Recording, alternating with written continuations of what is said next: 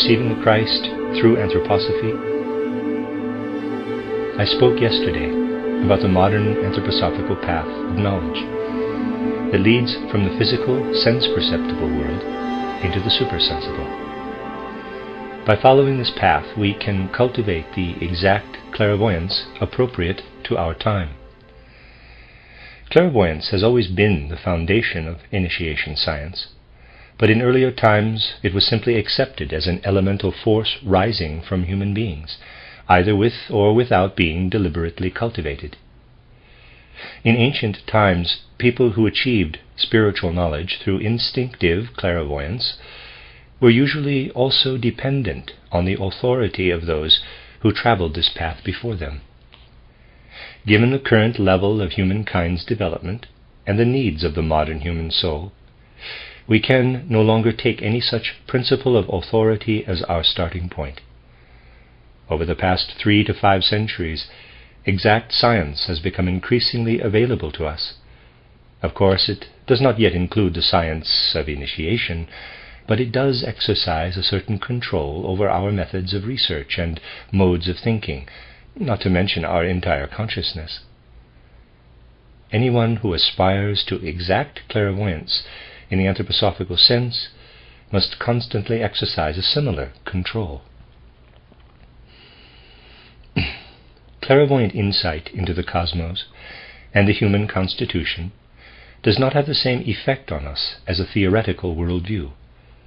Modern initiation science is more than just the sum total of what we know about spiritual supersensible worlds. It is also an active spiritual force that can pervade and fructify all of our human capabilities. One illustration of its effects already exists in our anthroposophical artistic work, which embodies what would otherwise remain mere ideas about the spiritual world. The Goetheanum in Dornach, which will house our independent spiritual university, and is being made possible by the generosity of a number of friends of Anthroposophy, is now being built and is already in use, although not yet finished. If the members of any other spiritual movement had reason to construct a headquarters for their society, it goes without saying that they would hire some famous architect to design a building in the Greco-Roman, Renaissance, Gothic, or other conventional style. For the Goetheanum in Switzerland, this approach was not possible. It would have been contradictory to the anthroposophical worldview, which is meant to be communicated not only through ideas, but also through human activity. Of course, this building is not perfect. In that regard, I am my own harshest critic.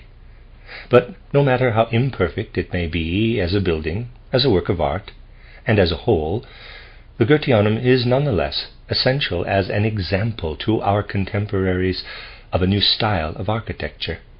The lines and shapes of this building draw on the same wellspring of life as the ideas about supersensible worlds that we convey in words.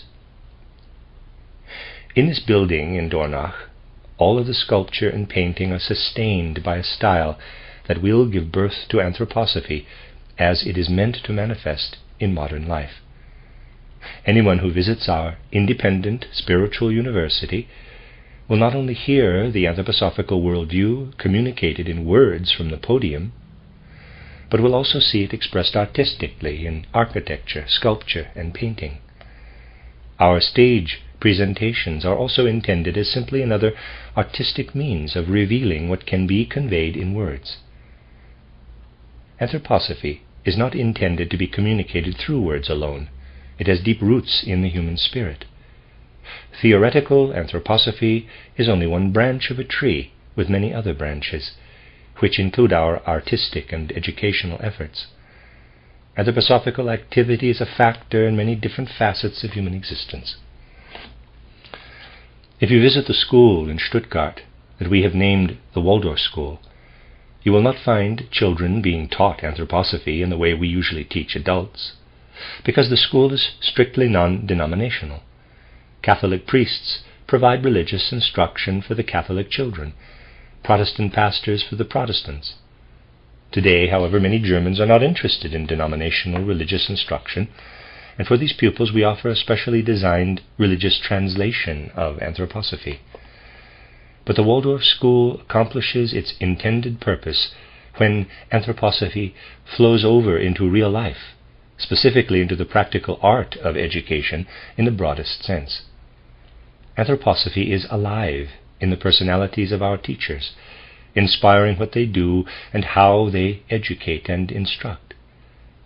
I mention this second field of practical activity to illustrate Anthroposophy's real-life impacts on various fields of human activity. In many respects, however, Anthroposophy has already proved especially effective with regard to human religious needs. How does Anthroposophy meet religious needs in that part of the civilized world that acknowledges the mystery of Golgotha? That will be the focus of my lecture today, with reference to the anthroposophical path to supersensible worlds as I described it yesterday.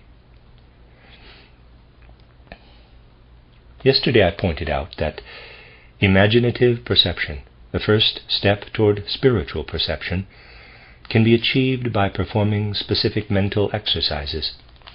When it becomes active in our souls, we learn to use the mental energy of thinking, which usually provides only shadowy, abstract thoughts, to generate images as vivid, intense, and alive as any that approach us through our senses. Through imaginative perception, we experience our thoughts in the same way that we think in colors or sounds when we give ourselves up to visual or auditory impressions. We live in imaginative perception when we experience our thoughts inwardly, not merely in abstract contours, but as images full of meaning. Yesterday I pointed out that imaginative perception allows us to perceive the human temporal body, or body of formative forces. But when we rise to this level of perception, we must realize that the first things we see belong to the imaginative element within ourselves. What distinguishes anthroposophical researchers from hallucinators or mediums is exact clairvoyance. That is, the ability to recognize that these earliest images exist within the human being. At first, even when we recognize the forces that shape our earthly bodies, we are learning about something subjective and personal, namely the body of formative forces.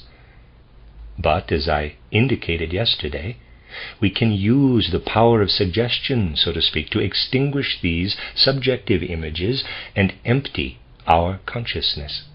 This state of emptied consciousness has the potential to receive similar images from outside.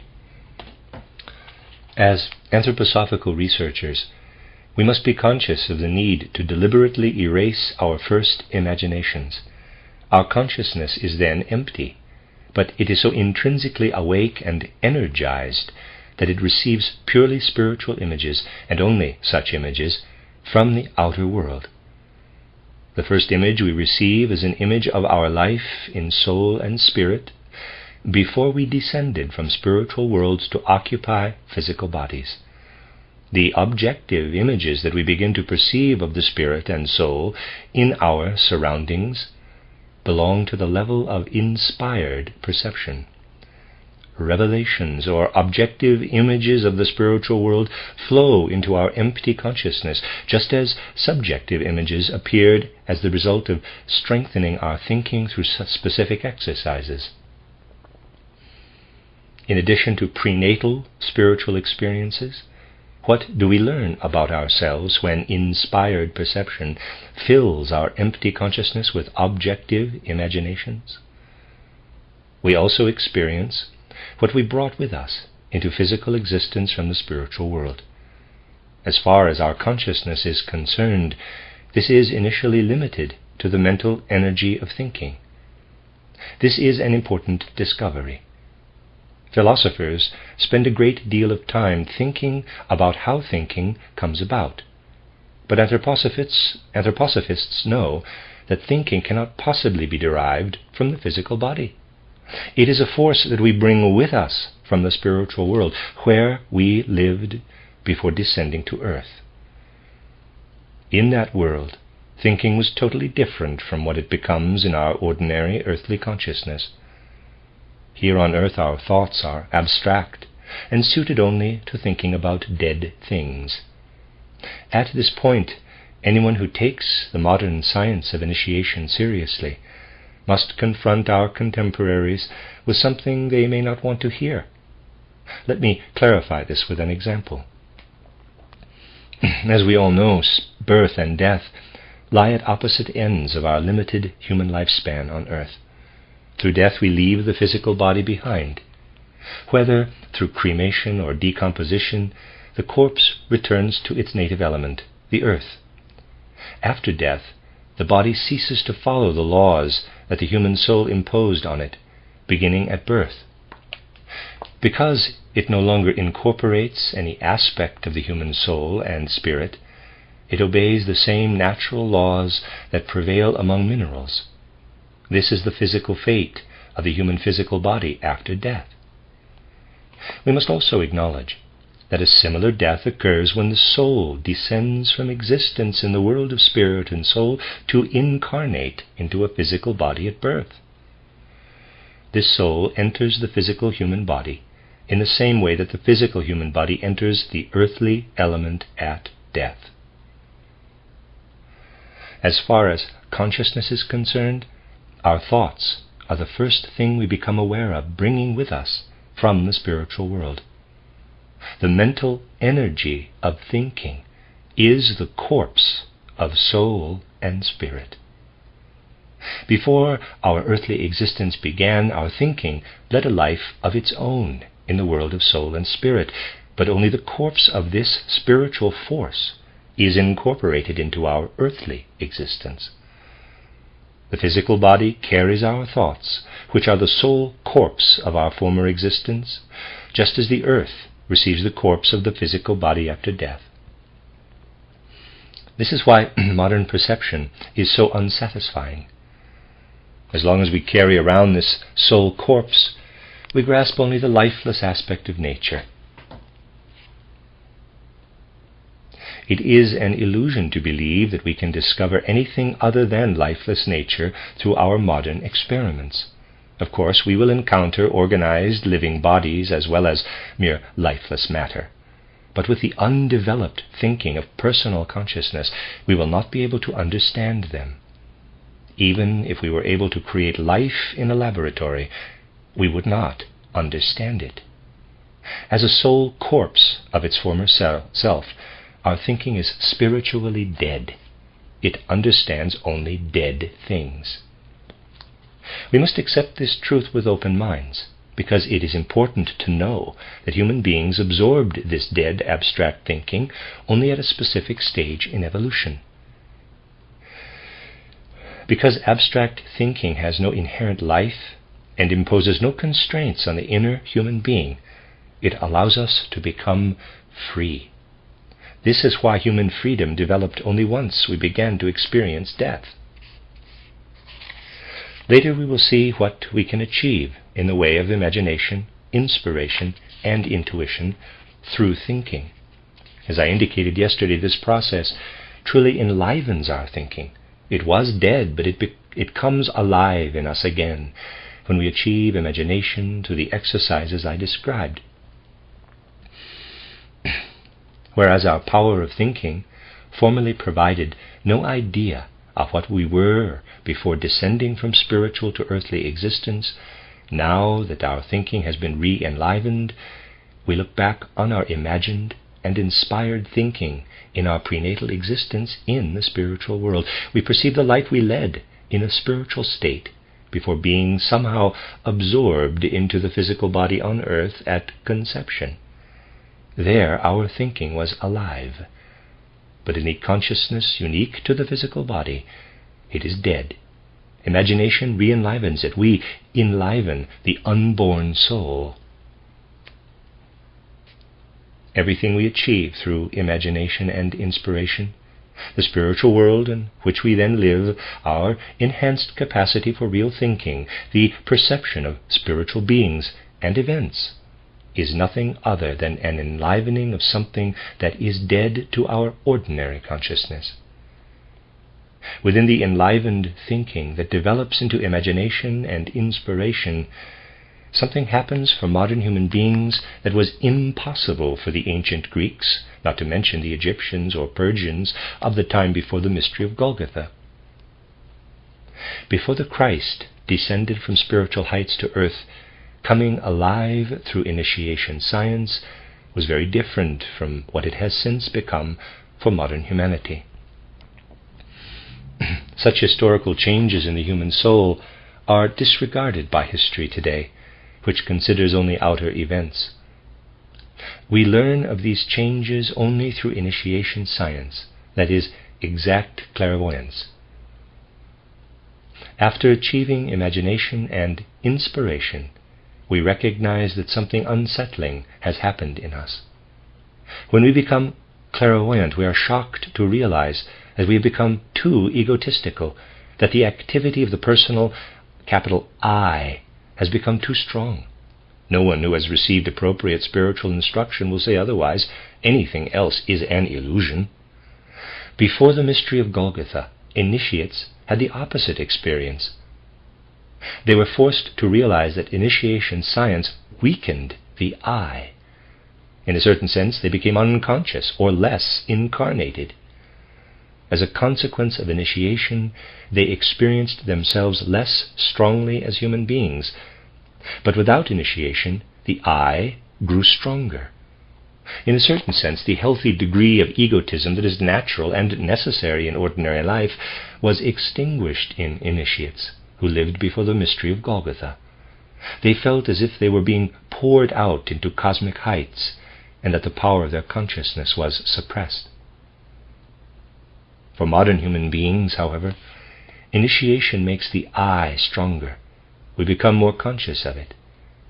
In his experience at Damascus, as described in the New Testament, Paul was the first to feel that the I needed something to prevent it from becoming too strong through initiation.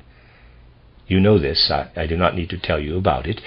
Through this experience, through the mystery of Golgotha, Paul realized that he was granted insight into the spiritual world. In order to endure this insight safely, he had to make his I weaker. Paul coined a universal formula for new initiates when he said, "Not I, but the Christ in me." When we acknowledge receiving the Christ into the overly strengthened I, we imbue ourselves with the Christ's power, which entered the earth through the mystery of Golgotha. As a result, the I once again engages in the human constitution in the right way. Paul's words, "Not I, but the Christ in me," are universally meaningful. They offer direction and orientation for those who experience the Christ's power through modern initiation. I pointed out that modern abstract thinking as we know it in the physical body is a mere corpse of its spiritual essence in prenatal existence. And I emphasized that this is true only of modern human beings. The modern constitution of the human soul has been emerging gradually since the mystery of Golgotha, and our thinking quietly began to assume its present character 3 or 4 centuries later. Prior to that time, among all the peoples of antiquity, thinking carried some of its soul's spiritual life and inner vitality into earthly existence. The statement can be readily confirmed by anyone who truly studies the changes in the makeup of the human soul over the course of humankind's evolution. If we look at ancient worldviews, whether derived from initiation science or not, we find that the people of ancient times always saw the spiritual aspect of minerals, plants, animals, rivers and springs, thunder and lightning. It is trivial to think of this view of inspirited nature as the result of poetic imagination. What we call animism never actually existed. In reality, ancient modes of thinking also perceived spiritual activity whenever plants were observed, for example. Where our ordinary modern consciousness sees only the green of a leaf or the red of a flower, the people of ancient times also saw spirit and soul at work.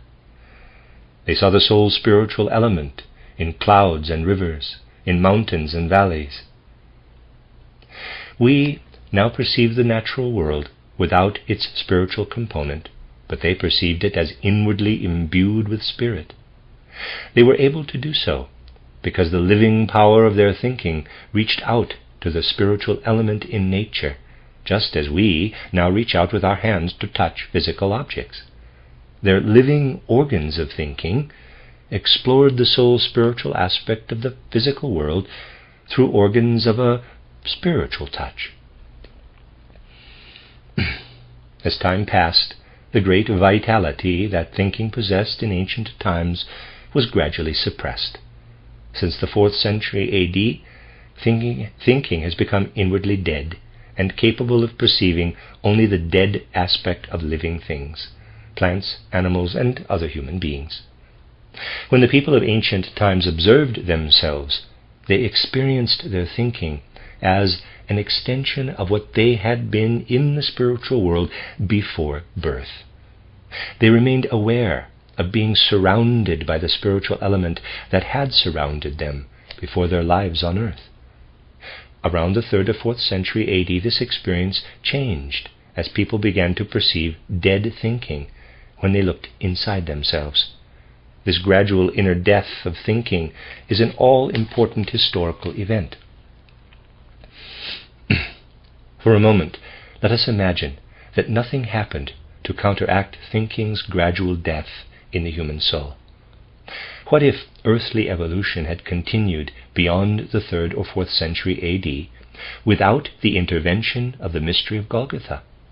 If the cross had never been erected on Golgotha, what would have happened to human souls? People would have begun to feel dead in their earthly bodies. Anticipating physical death, they would have experienced earthly birth as the beginning of soul death, because human souls would have been caught up in the death of their physical bodies if the mystery of Golgotha had not intervened. This phenomenon would have spread gradually over the entire earth, affecting more and more individuals and becoming increasingly pronounced.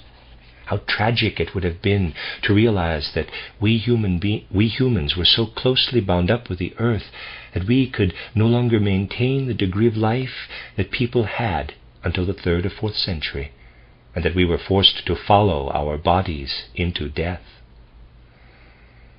Our souls would have had to die, that is, to participate in the fate of our physical bodies. This is not what happened, however. The mystery of Golgotha intervened, changing the course of earthly evolution. For individuals rooted in the Christian faith, the usual first approach to the mystery of Golgotha is through the Gospels. There is nothing wrong with this approach, but initiation science elaborates on what the Gospels communicate to even the simplest hearts and minds. In the spiritual world that appears when we ascend from imagination to intuition, not limiting ourselves to mere belief, the mystery of Golgotha stands out as the greatest comfort in cosmic existence. Initiates who passed through the stages of imagination and inspiration in the right way formerly felt that the I had become too strong, not as the foundation of human freedom, but as a possible obstruction to developments intended to save human beings from the consequences of dead thinking. From the perspective of initiation science, the tragedy of the death of thinking becomes all the more apparent. In the background, however, stands the truth of the mystery of Golgotha. In historical, supersensible events, at the right moment in earthly evolution, the divine being of the Christ first lived in the body of Jesus of Nazareth and then passed through the death on Golgotha. If we undergo initiation in the right way, we experience both the over-strengthening of the I and the truth of the mystery of Golgotha. Through spiritual perception of the events recorded by the first Gospel writers, we discern both the mystery of Golgotha and the origin of the Gospels. We also learn to understand the truth of what Paul said. If the Christ had not risen from the dead, our faith would be in vain and our souls dead.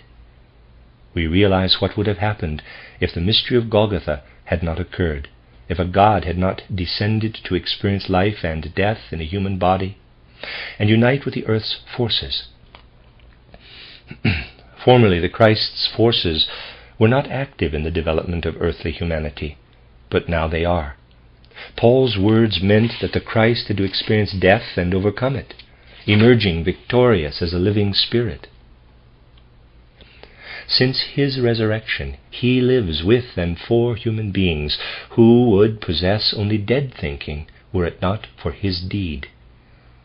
As if in memory, Paul became aware that a God, the Christ, has descended to earth to live.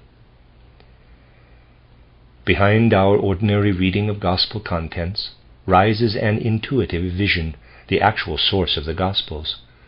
Through inspiration and intuition, initiates develop an inner strength that leads not only to an awareness of life after death, but also to objective imaginations and truths about the outer world.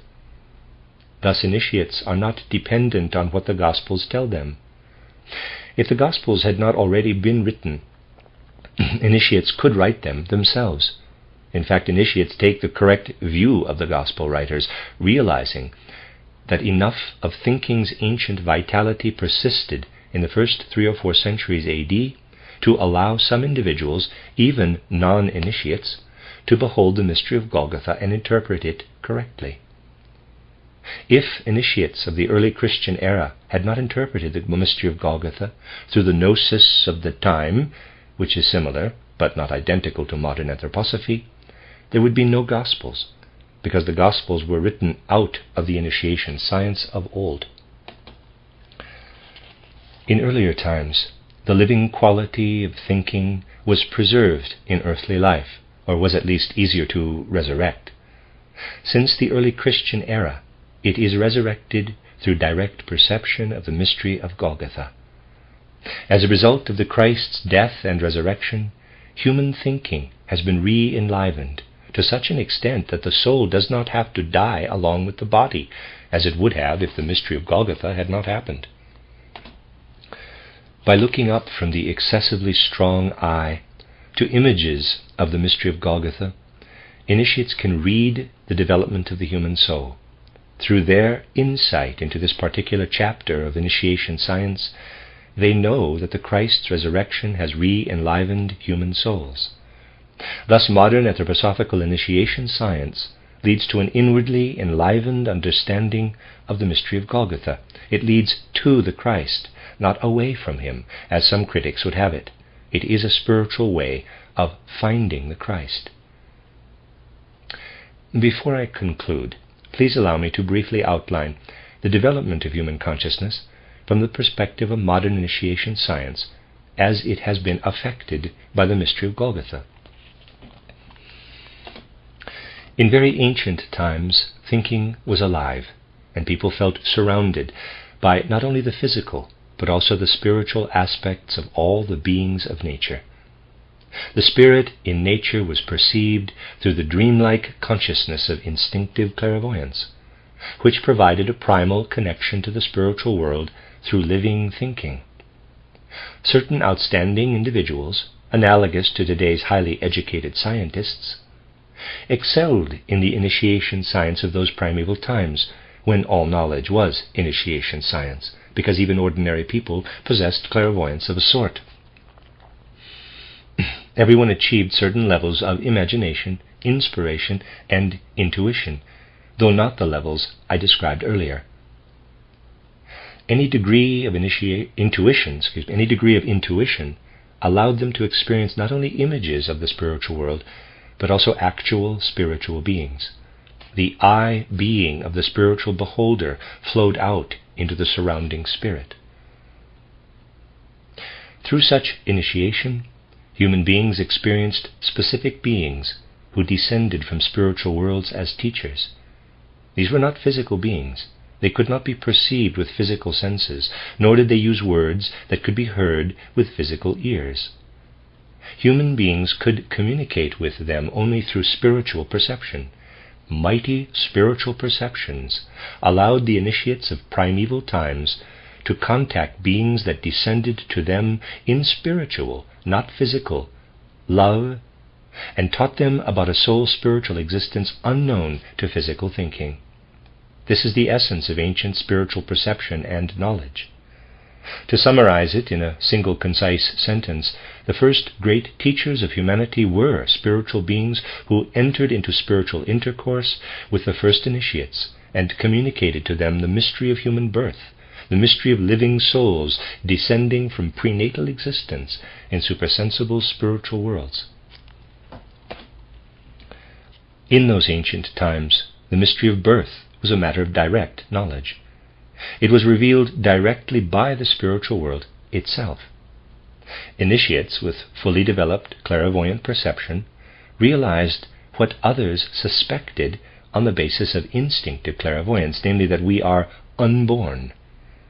Initiates learned to look back in soul and spirit to earlier destinies, to see what they had been before descending into the physical world. This is how people were taught the mysteries of birth in ancient times. Although in some ways the outward rituals of their mysteries prefigured the mystery of Golgotha, death was not yet viewed as it would be after that incisive event. People acknowledged being unborn, that is, being endowed with living souls that predate physical existence, and they counted on the fact that the living human soul would survive death. They were not yet aware of the full tragedy of death, namely the possibility that the soul might also die at the death of the physical body.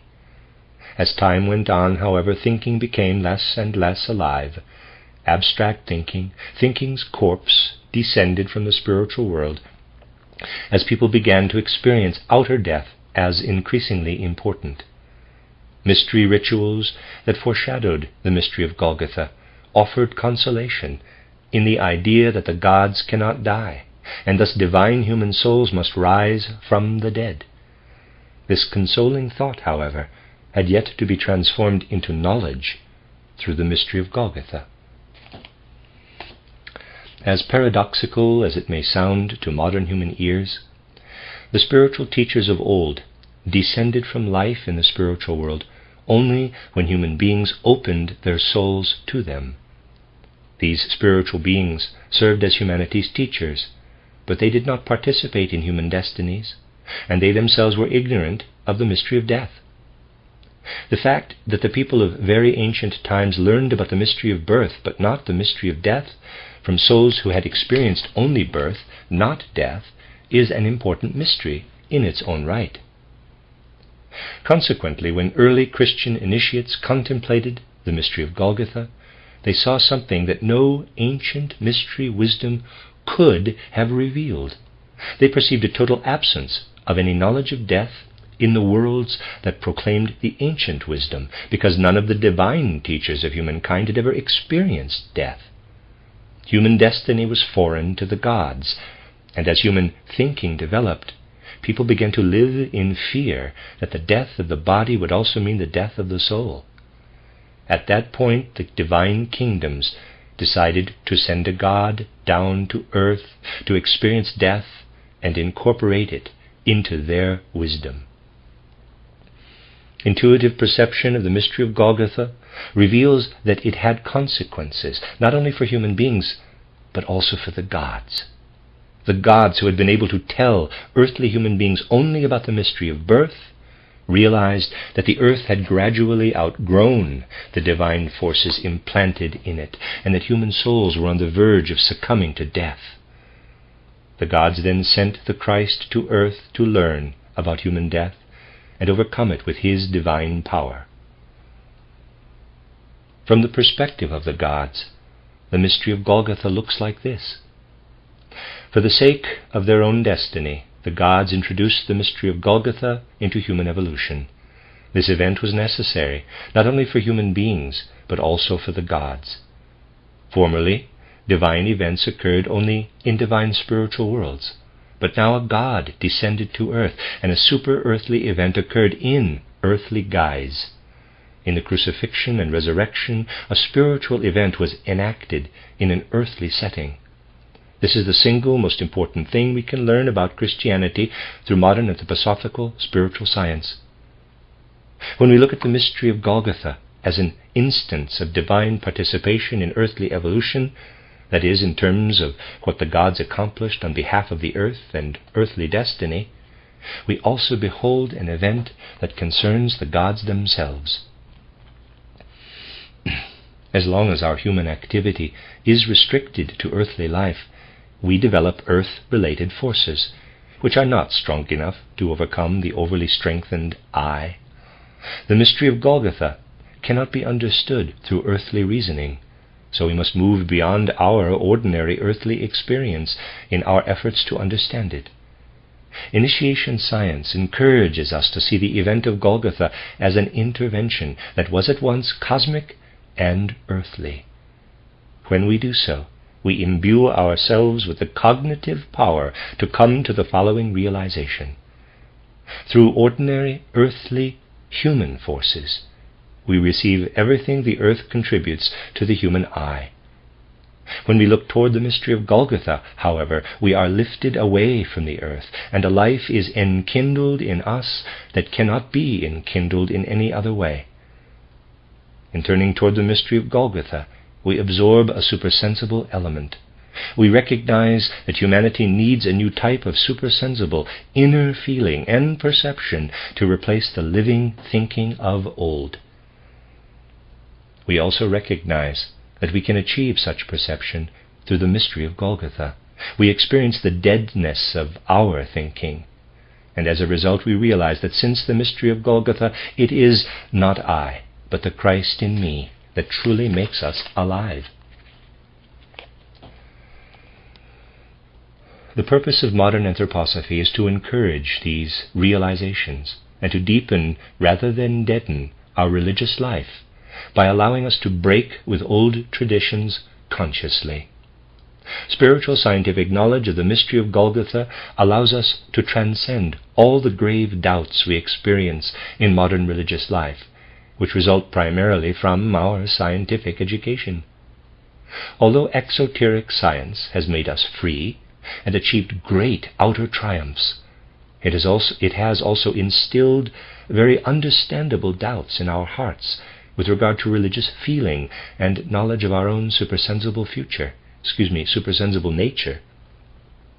Anthroposophy, which works out of the spirit of science, has taken up the task of eliminating these doubts and implanting truly religious life in the human soul.